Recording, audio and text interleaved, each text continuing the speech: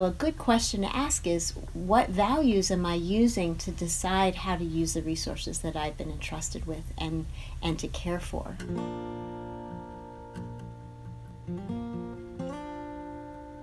When I think of stewardship, I think of the fact I don't really always know what being a good steward means. And it's a hard concept to understand. What does this actually mean? Stewardship for me means the things that I have been entrusted with to care for. And everything in my life is a gift. My life itself is a gift. And so what does it mean for me to steward that life and all the resources that are part of that life? And that includes my money, that includes how I care for creation, it includes how I deal with my relationships and steward those relationships and care for the people in my life, my students, my vocation. All of these are resources and gifts that I've been given to care for. And how we spend our time and our energy and how we use the resources we've been given often reflect the values that we have. We can make sure that how we're using those resources and our values coincide. God has given us all 24 hours in a day. And how are we going to steward that? What are we going to do with that? We live in such a fast-paced world.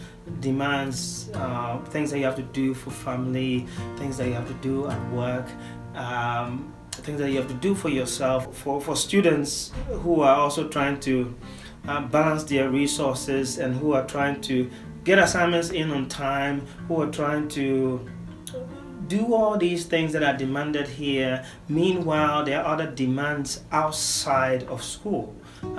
So that can be a struggle.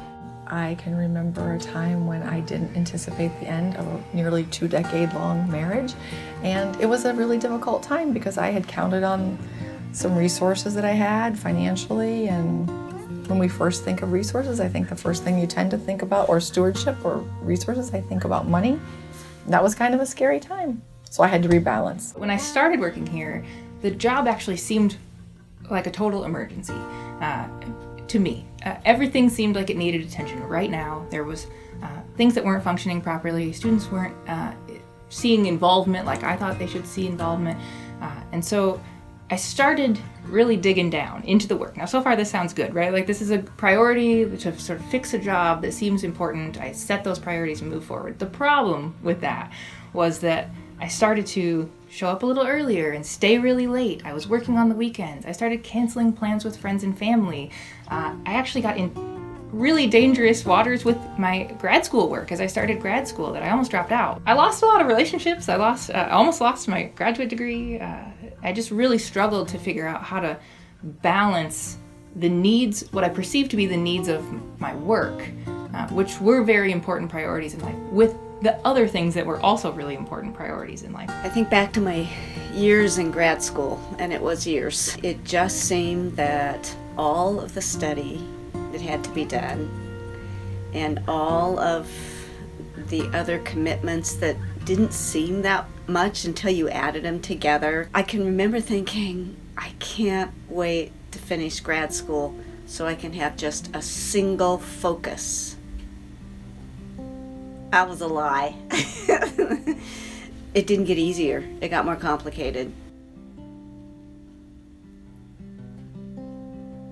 There are many times in life when I feel like I'm struggling to balance both my priorities and my relationships. So for me, I think it's just part of life, that life doesn't come at us neatly, and so we sometimes are going to be out of balance. The question is, how far out of balance do we let it get, and do we have a way to get back into balance? There's always lots to do, and in a variety of places, and in some ways that's lovely because the variety is great, but at other times it just makes it hard to determine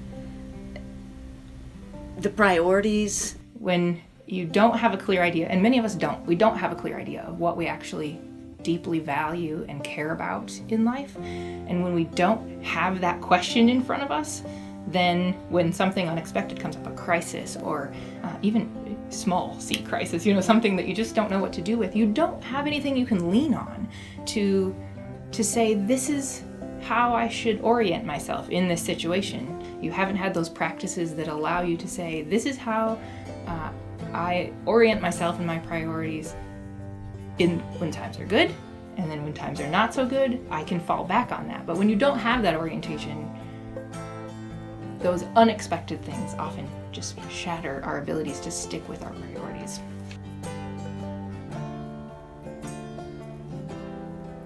The essence of the chaos that goes around us on a day-to-day basis, it clouds our thinking.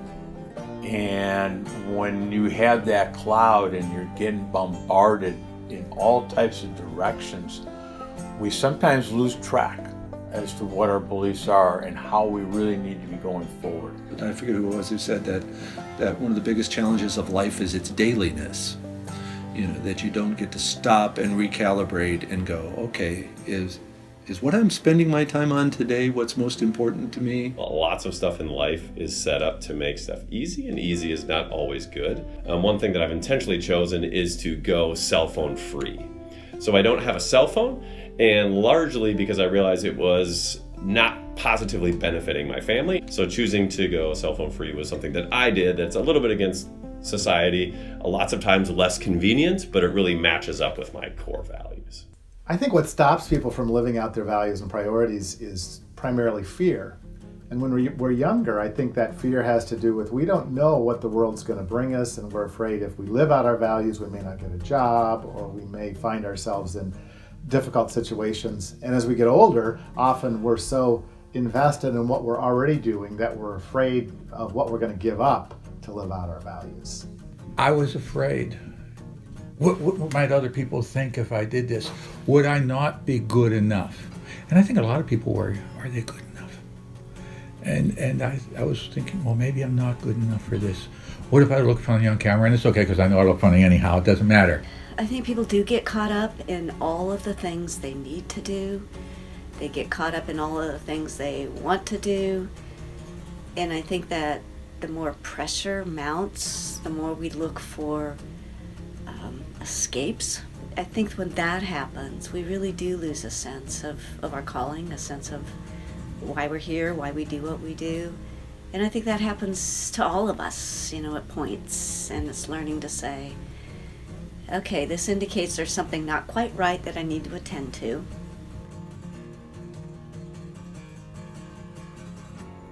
So faithfulness to me means living with integrity, to making sure my values are represented in the way I act, the way I think, and the way I carry out my everyday life. Faithfulness requires an element of faith, that you have something that you cling on to, hopefully, and then you make those choices over and over and over again for the long haul. We practice the piano to build our skills in piano, but we also develop practices like playing on Sunday morning for church, right? That's a way to orient and use our skills.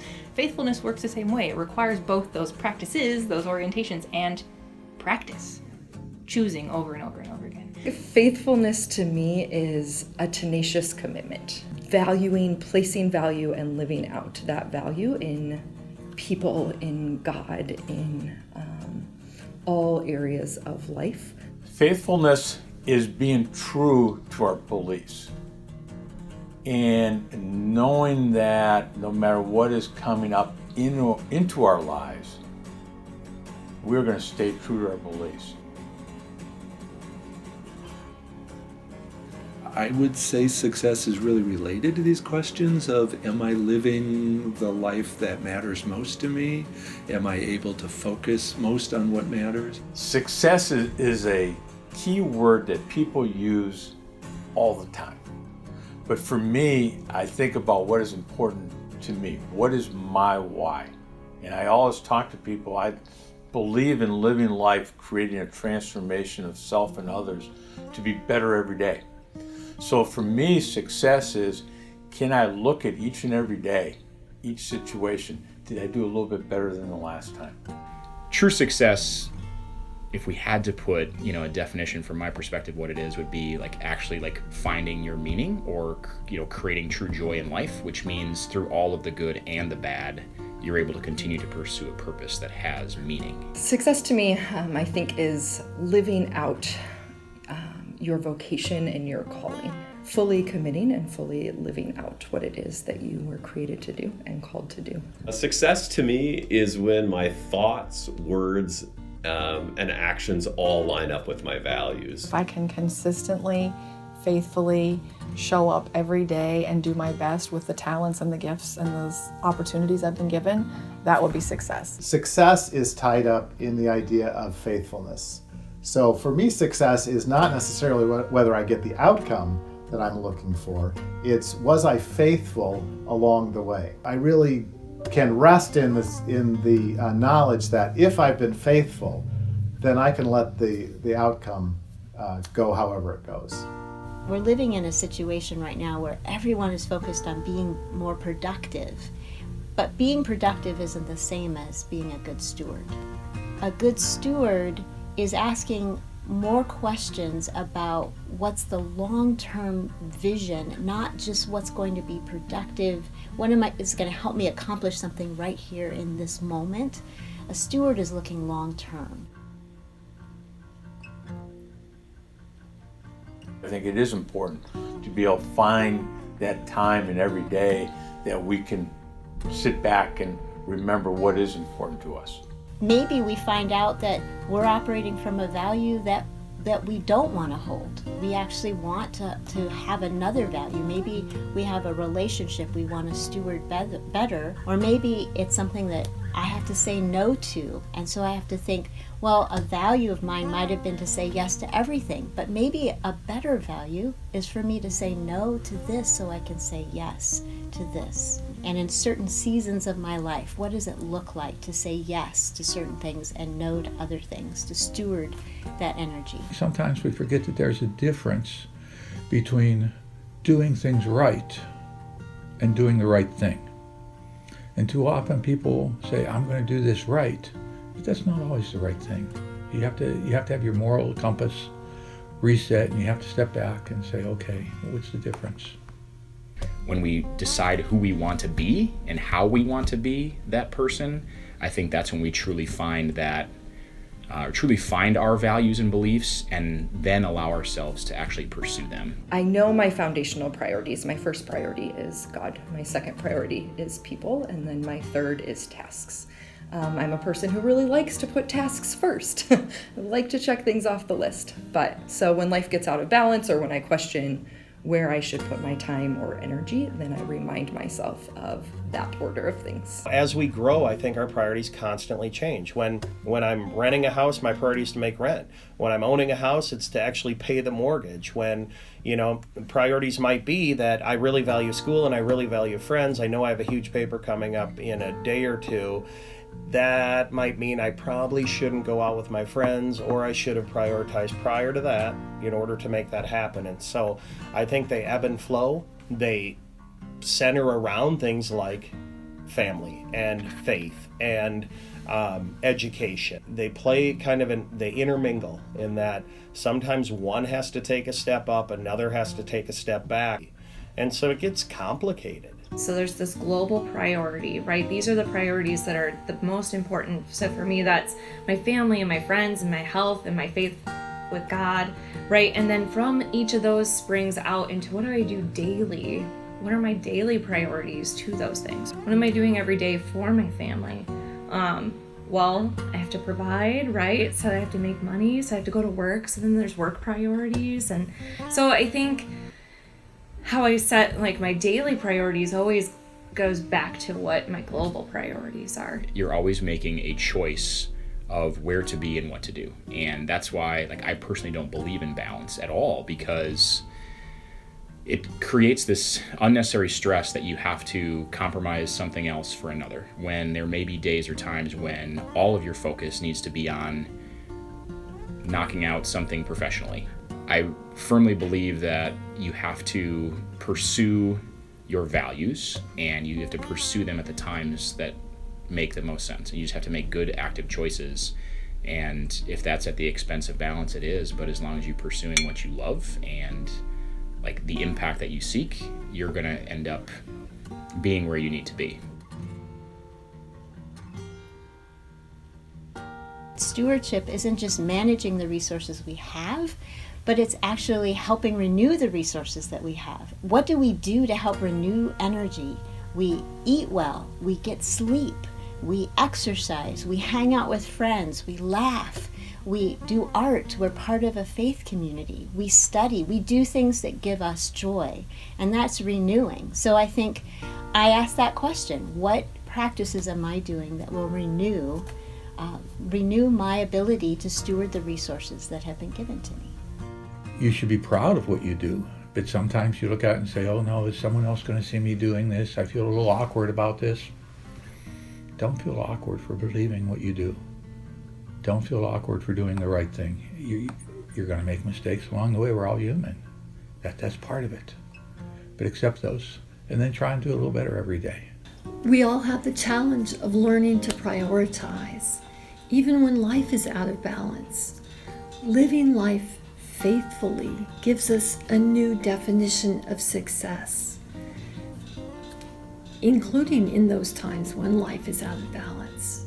Stewardship is an important virtue that enables us to live out our values. May we all, at some point, hear Jesus' voice saying, "Well done, thou good and faithful servant."